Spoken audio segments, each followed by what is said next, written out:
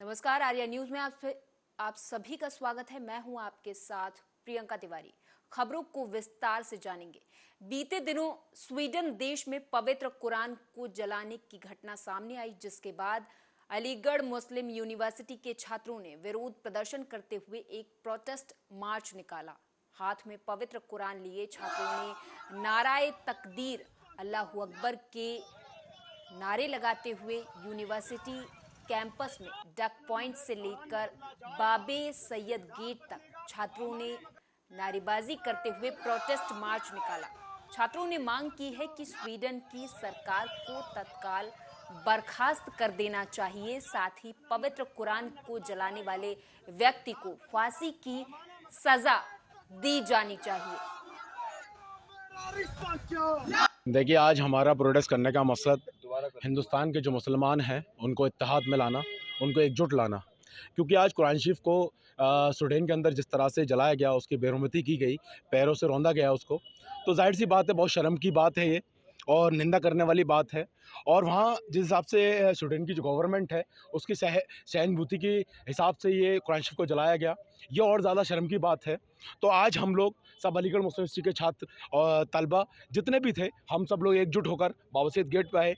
हम लोग इस कुरान पाक से दिली मोहब्बत, इस पे ईमान है हमारा, हम इसके लिए कुर्बान, जान भी कुर्बान, माल भी कुर्बान, सब कुछ कुर्बान। इसके आगे जैसा कि आप लोगों को भी मालूम होगा कि अभी कुछ दिन पहले स्वीडन में जैसा कि रिपोर्ट में आया कि स्वीडन में कुछ लोगों ने कलाम पाक को बाकायदा पब्लिक प्लेस पे ले जा कर के उसको जलाया और उसकी बेहुरमती की। तो ये ख़बर जब आई है तो उसको ले कर के यूनिवर्सिटी के लड़कों ने आज अपना प्रोटेस्ट और एहतजाज किया है कि ये हमारा कलाम पाक हमारी मजहबी किताब है, सबसे पाक किताब है और इस तरीके की कुरान के साथ के जो बेहुरमती की गई है ये ठीक नहीं है, ये उनके जज्बात के साथ खेला गया है। लिहाजा उन्होंने अपना जो है प्रोटेस्ट इसी बात को लेकर के किया है कि ये गलत है और स्वीडन की गवर्नमेंट उन लोगों के खिलाफ कार्रवाई करे जिन्होंने ये काम। कानपुर देहात के भोगनीपुर तहसील क्षेत्र में अलग अलग 2 गांव में तेज बारिश के दौरान कच्चे मकान ढह गए, जिसके मलबे में दबकर 2 गांव में एक बता दें आपको कि एक की मौत हो गई। वहीं ग्रामीणों की सूचना पर गांव पहुंची पुलिस ने हालांकि मृतकों के शवों का पंचनामा भर पोस्टमार्टम के लिए भेज दिया है। साथ ही एसडीएम और नायब तहसीलदार भोगनीपुर राजस्व टीम के साथ मौके पर पहुंचे और पीड़ित परिवार से मिलकर उनको हर संभव मदद दिलाने का भरोसा दिया है। कई दिनों से जनपद में कई दिनों से लगातार बरसात हो रही है। इसके वजह से जो मिट्टी की मकान हैं और दीवारें हैं वो नमी युक्त हो जाती हैं। कल अचानक तेज हवा, बिजली और तड़क गरज के साथ बरसात शुरू हुई। लाइटनिंग और आकाश की थंडरिंग बहुत तेज थी, दिल दहला देने वाली थी। उसी बीच शाम को तेज वर्षा, हवा और बिजली की चमक और गड़गड़ाहट के कारण जो है दीवार गिर जाने से यहाँ पे डीग में जो है ये भैंस लेके आए थे तो भैंसी बांधा थे, तुम ना बांधो, हम बांधे गिर ना जाओ, जो लूल हो जाओ तुम। तो ट्रैक्टर के तरह ठाड़ हुई गई है, वहीं ठाड़ हुई बरसर रहो पानी। हम चाहे गए घर में, हमने कहो चलो चाचा घर में, तो बोले तुम चलो हम आ रहे यानी। हम चले गए यानी पने करे, अब वो ये पनिया ही बने रहे। हमने को बरस रहो तो तुम भाग गया, चीरो हुआ तुम्हारे के ना। बस इतनी बात करके हम चाहे गए। सवेरे आए 5 बजे, 5 बजे आए तो हमने दीवार मिली गिरी हुई। हम सामान पता लगाओ, सब फिर पूछो कि माँ चाचा आए, चाचा तो कौन न मिले। फिर हम सबको बुला, हमने को हमारे चाचा। ये हमारे इधर राम बाबू सना पे बलदेव उसमें निवास करते थे और कच्ची छत थी। आवाज़ तो उनको मिल चुका है 11-12 में, लेकिन एक कमरा उनका कच्चा तो उसको ठीक करने गए थे। तो वहाँ पर चढ़े, 2 दिन से बारिश हो रही, भीषण बारिश और नमी हो गई, तो ढन्नी टूटने के कारण वो उसी साथ नीचे गिर गए। तो प्रशासनिक अधिकारी मौके पर पहुंचे थे? प्रशासन के अधिकारी, एडीएम साहब और एसडीएम साहब, लेखपाल, सभी अधिकारी मौके पहुँचे। चौकी इंचार्ज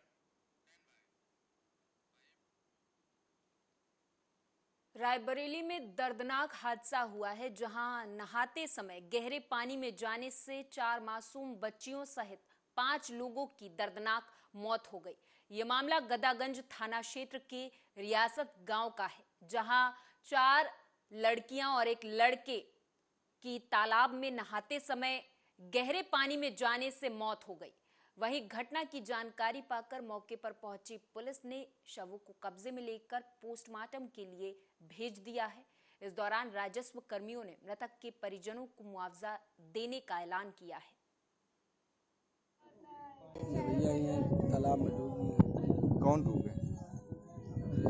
रूपाली है और 3-4 5 कितने बच्चे थे? 5 लोग।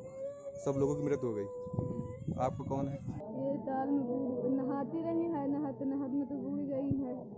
कितने बच्चे डूब गए? 5। सब लोगों की मृत्यु हो गई। हाँ। क्या नाम है जिनका?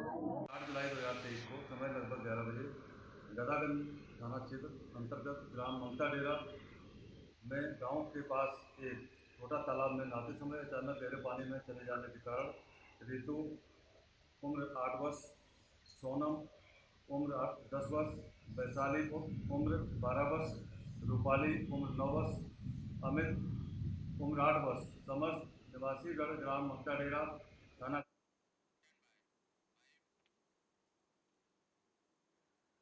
बुलंदशहर के खुर्जा में घर में सो रहे युवक का गला रेत कर उसकी हत्या कर दी गई। वहीं युवक के परिजनों पर ही युवक की हत्या करने का अंदेशा जताया जा रहा है।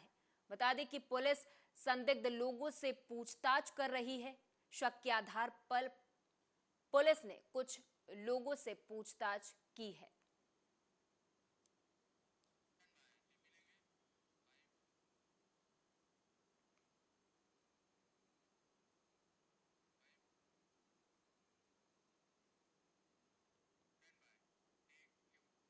बुलंदशहर के कोतवाली अनूप शहर इलाके के एक जिम में एक्सरसाइज करते समय 2 पक्षों में जमकर फायरिंग हो गई। फायरिंग की घटना में 2 लोग गंभीर रूप से घायल भी हुए हैं। दोनों घायलों को हायर मेडिकल सेंटर रेफर कर दिया गया है। घायलों में एक युवक भारतीय सेना में सैनिक बताया जा रहा है और वो अपने गांव छुट्टी पर आया हुआ था, जबकि दूसरा घायल युवक वर्तमान में ग्राम प्रधान बताया जा रहा है।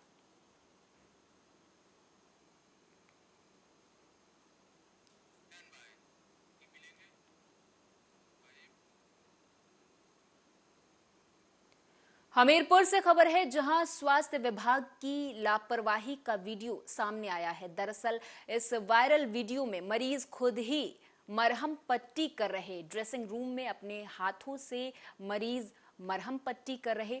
बता दें आपको कि घंटों इंतजार करने के बाद भी ड्रेसिंग करने के लिए स्वास्थ्य कर्मी नहीं पहुंचे।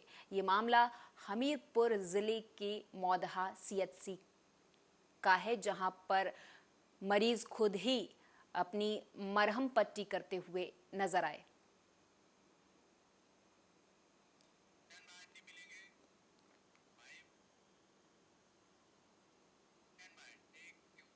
रायबरेली पुलिस का एक बर्बर चेहरा एक बार फिर से सामने आया, जहां दलित युवक को थाने में ले जाकर उसकी जमकर पिटाई की गई। ये मामला गुरबख्शगंज थाना क्षेत्र का है, जहां पर दलित युवक साजन सहजौरा, जो कि निराशा गांव पर अपने गांव वापस जा रहा था, इस बीच उसने दुकान से कुछ खाने का सामान लिया, पर जब तक वो घर पहुंचा तब तक उस खाने में दुर्गंध आने लगी। पीड़ित जब वापस दुकान पर गया और दुकानदार से कहा कि वो उस सामान को वापस ले ले, उससे दुर्गंध आ रही है। इस बीच दुकानदार और दलित युवक के बीच बहस हो गई।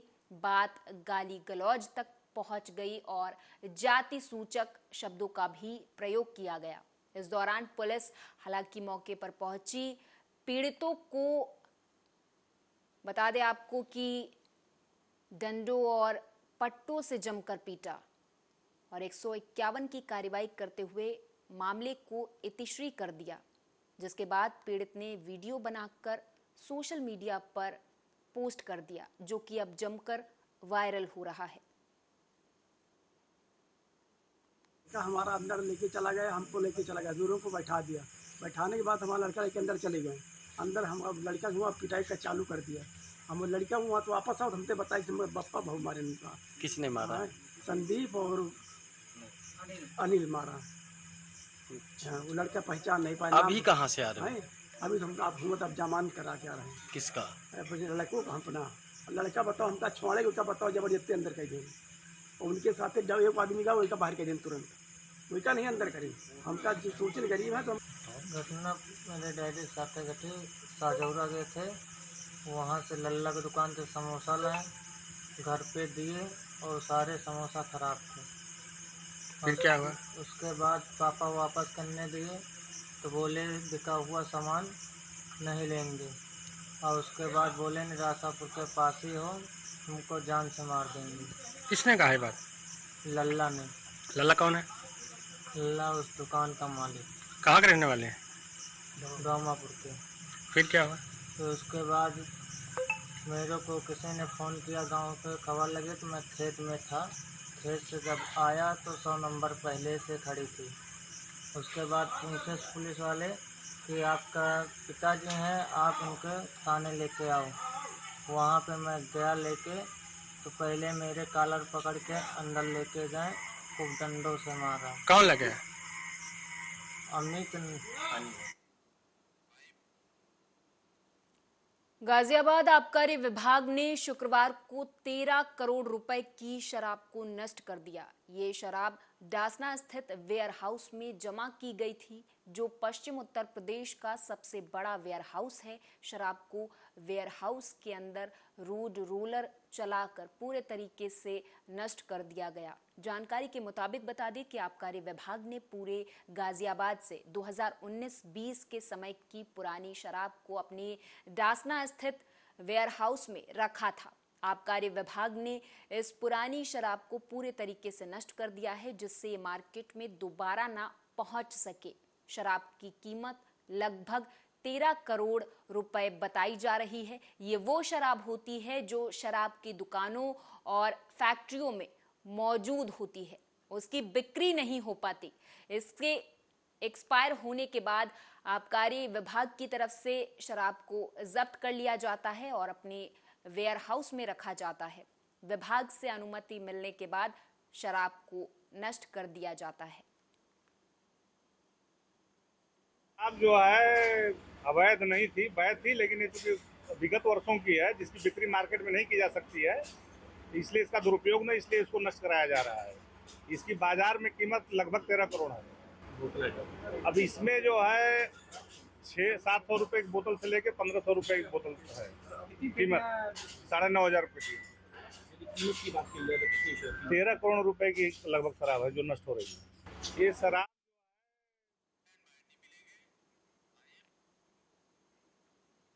यूपी के शाहजहांपुर में इन दिनों खुलकर अश्लीलता परोसी जा रही। ताजा मामला बता दें आपको कि कोतवाली क्षेत्र के अंटा चौराहे स्थित बोस्टन बरिस्टा नाम के कैफे का है, जहां पर पुलिस को शिकायत मिली कि इस रेस्टोरेंट में कई जोड़े कमरे में मौजूद हैं। इस पर शहर कोतवाली पुलिस ने जब इस रेस्टोरेंट पर छापेमारी की तो होटल में आधा दर्जन जोड़े मिले। फिलहाल पुलिस इन सभी से पूछताछ कर रही है। हालांकि इस दौरान जब ये पूछताछ की जा रही थी, इसी बीच एक बीजेपी नेता आफाक कादरी मौके पर पहुंचे और पुलिस पर रौब झाड़ने लगे। यही नहीं, इस नेता ने मौके से अधिकारियों के पहुंचने से पहले ही युवक युवतियों को पुलिस की मौजूदगी में भगा दिया। अब मामला उच्चाधिकारियों के संज्ञान में पहुंचा है, जिसके बाद कार्रवाई की बात कही जा रही है।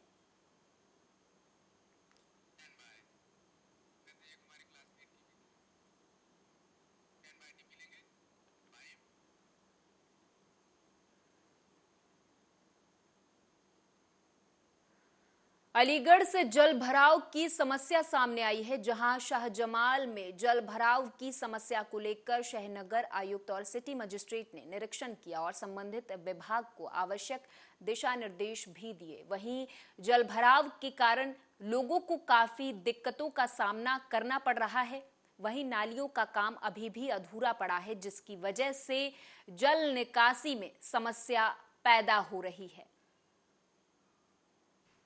अभी सिटी मजिस्ट्रेट साहब आए थे, एसपी साहब आए थे। हमने एक ट्वीट किया था कि शाहजमाल बना टापू, वो उसको देखने आए थे। बकरीद पर आधे घंटे की बारिश हुई थी तो 2 दिन पानी भरा रहा, और परसों 1 घंटे की बारिश हुई तो पूरा 24 घंटे के बाद पानी निकला है। कब्रिस्तान में पानी भर जाया करता था, वहाँ हमने 4-4 फीट मिट्टी भरवा दी, ऊंचा करवा दिया। उसके बाद ईदगाह में भी पानी भरा हुआ है। इधर बड़े क्वार्टर्स हैं, पूरे नीचे वाले क्वार्टर्स में पानी भर जाता है। और अभी भी आपके सामने नगर निगम के अधिकारियों से हमने कहा कि साहब ऐसे जंगली का नाला इनकम्प्लीट पड़ा हुआ है।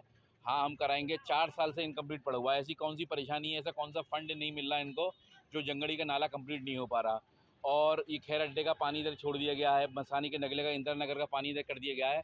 अब इनके देखिए, मैं बताऊं, शाहजमाल का जैसा कि आप विदित है कि ये शाहजमाल में पिछले 5-6 साल से जो जल भराव की विकट समस्या है, उसके लिए कोई दोषी नहीं है। नगर निगम प्रशासन सबसे बड़ा दोषी है, क्योंकि ये जो पंपिंग स्टेशन स्थापित किया गया, इसकी शासन की मंशा ये थी कि जो सीवरेज लाइन यहाँ पे 2-2.5 किलोमीटर की सीवरेज लाइन बिछी हुई है, उसको यहाँ से सक करने के लिए भेजना था। लेकिन प्रशासन ने सीवरेज लाइन का जो करोड़ों रुपए 8 करोड़ का प्रोजेक्ट था, उसको डंप करते हुए और ये पानी निकासी का इसको पंपिंग स्टेशन बना दिया है।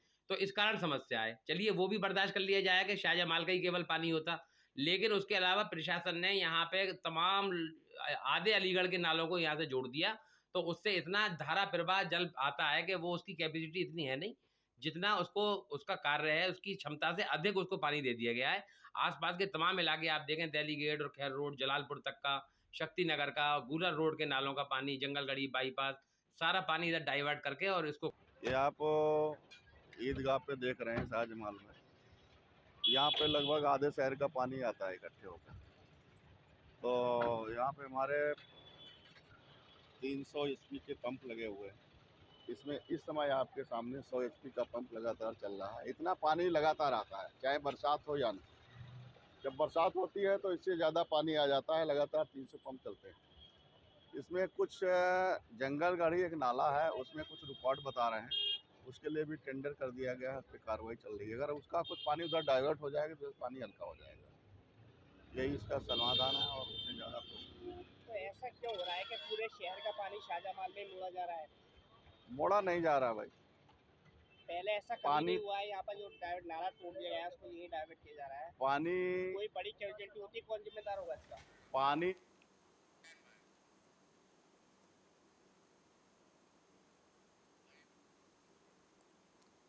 हापुड़ के वार्ड नंबर 17 के नवनिर्वाचित सभासद संदीप वाल्मीकि ने मोहल्ला कोटला सादात पानी की टंकी के पास में जाकर जन समस्याएं सुनी। वहीं वार्ड वासियों ने बताया कि गली की सड़क न बनने की वजह से आए दिन जलभराव की समस्या बनी रहती है।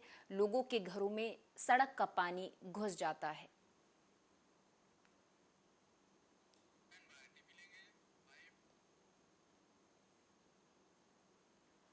हापुड़ में रविवार की शाम को मोहल्ला ब्रह्मनान में हुई पत्थरबाजी के एक और आरोपी के ऊपर पुलिस ने इनाम घोषित किया था। हालांकि पुलिस ने उसे गिरफ्तार कर जेल भी भेज दिया है। इससे पहले पुलिस 13 पत्थरबाजों को जेल भेज चुकी है। वहीं कई आरोपियों को धरपकड़ के बाद जेल भेजने का काम पुलिस कर रही है। बता दें कि रविवार की शाम को मोहल्ला ब्रह्मनान में मामूली कहासुनी पर एक पक्ष के लोगों ने पथराव कर आतंक फैलाया था और इस संघर्ष में 3 लोग घायल भी हुए थे। तभी से पुलिस को आरोपियों की तलाश थी।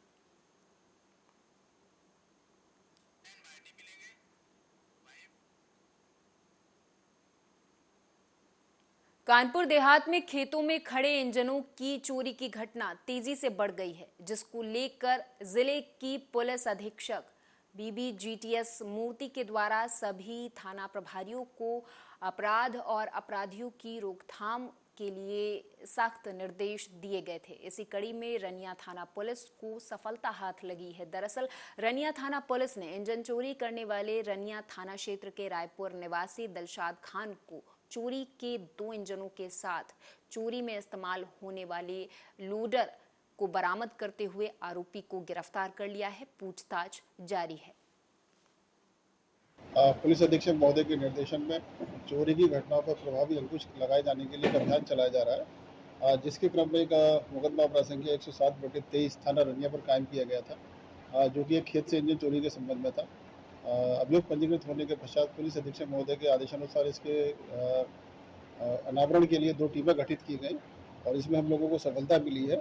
इसमें नामजद एक अभियुक्त जिसका नाम दिलशाद खान पुत्र मोहम्मद रफ़ीक, इसको थाना रनिया पुलिस हमारी टीम द्वारा गिरफ्तार किया गया है, जिसके पास से एक लोडर संख्या UP 4180-0302 के साथ साथ 2 इंजन भी बरामद किए गए हैं, जो कि मुकदमा अपराध संख्या 107/23 से संबंधित है। इसी के साथ पूर्व में भी कई घटनाएं, हाँ मैं वही बता रहा हूँ आपको। इसी के साथ 3 मुलजिमों का नाम प्रकाश में आया है, जिनमें सलीम, रमजान, साहिल और एक चौथा अभियुक्त और है राज। यूपी के सीतापुर से सड़क हादसे की खबर सामने आई, जहां कोतवाली महमूदाबाद की पैंतेपुर चौकी क्षेत्र के मीरानगर गांव के पास भयानक सड़क हादसा हुआ, जिसमें बाइक सवार की मौके पर ही मौत हो गई। मिली जानकारी के मुताबिक बता दें कि बाइक सवार पैंतेपुर की तरफ से अपने घर मीरानगर की तरफ बाइक से जा रहा था कि तभी बेलहरा की तरफ से आ रही मिनी DCM ने बाइक सवार को सामने से टक्कर मार दी, जिससे युवक की मौके पर ही मौत हो गई। वहीं घटना की जानकारी पाकर मौके पर पहुंची पुलिस ने युवक के शव को कब्जे में लेकर पोस्टमार्टम के लिए भेज दिया है। आगे की कार्रवाई में जुट गई है।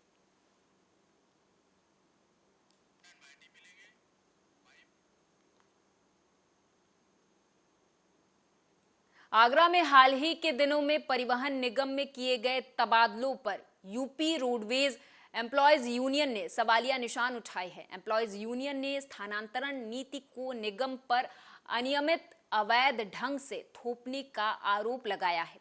इसको लेकर परिवहन निगम के प्रबंध निदेशक मासूम अली सरवर को पत्र लिखकर इस नीति को वापस लेने की मांग भी की गई है। बीते दिनों बता दें कि परिवहन निगम में बड़ी संख्या में अधिकारियों और कर्मचारियों के तबादले किए गए थे। एम्प्लॉयज यूनियन के पदाधिकारियों ने कहा कि श्रम संघों को विखंडित करने के लिए इस स्थानांतरित नीति को जबरिया थोपा गया है। चूंकि परिवहन निगम के कर्मचारी लोक सेवक की श्रेणी में नहीं आते हैं, बल्कि निगम कर्मी औद्योगिक श्रमिक माने जाते हैं। 2023 को जो लागू की गई है वो उत्तर प्रदेश सरकार की स्थानांतरण नीति परिवहन निगम में भी उसी तरीके से लागू कर दी गई है जो सरकारी सेवकों पर लागू होती है। जबकि परिवहन निगम का कर्मचारी लोक सेवा उसमें नहीं आता है, लोक सेवा कर्मचारी की श्रेणी में नहीं आता है। ये एक औद्योगिक और निगम की श्रेणी में इसका कर्मचारी है।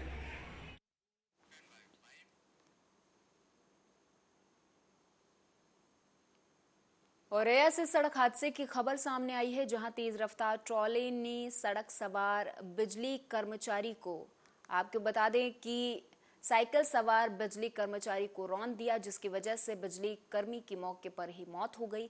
ये घटना उस वक्त हुई जब बिजली कर्मी दूध लेकर अपने घर वापस जा रहा था। वहीं घटना की जानकारी पाकर हालांकि मौके पर पुलिस पहुंच गई। शव को कब्जे में लेकर पुलिस ने पोस्टमार्टम के लिए भेज दिया है। विद्युत संविदा कर्मी जो सुबह जो दूध यानी साइकिल से जा रहे थे, एक ट्राले की चपेट में आने से तत्काल जो है मौके पर डेथ हो गई। सूचना पर कोतवाली पुलिस मौके पर पहुंची और 195 नंबर की कार्रवाई करके पोस्टमार्टम जरूरी में भिजवाया गया है। और वहीं पर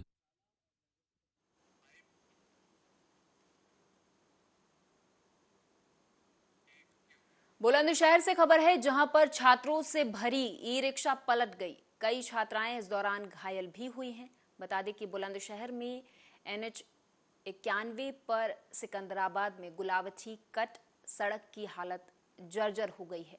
वहीं सड़क के गड्ढों में बारिश का पानी भरने की वजह से छात्राओं से भरी ई रिक्शा पलट गई, जिसमें कई छात्राएं घायल भी हुई हैं।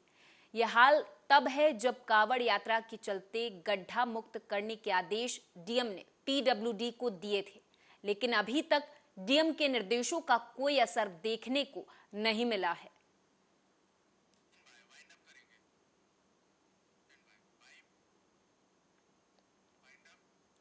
और इस बुलेटिन में मेरे साथ बस इतना ही। आप देखते रहें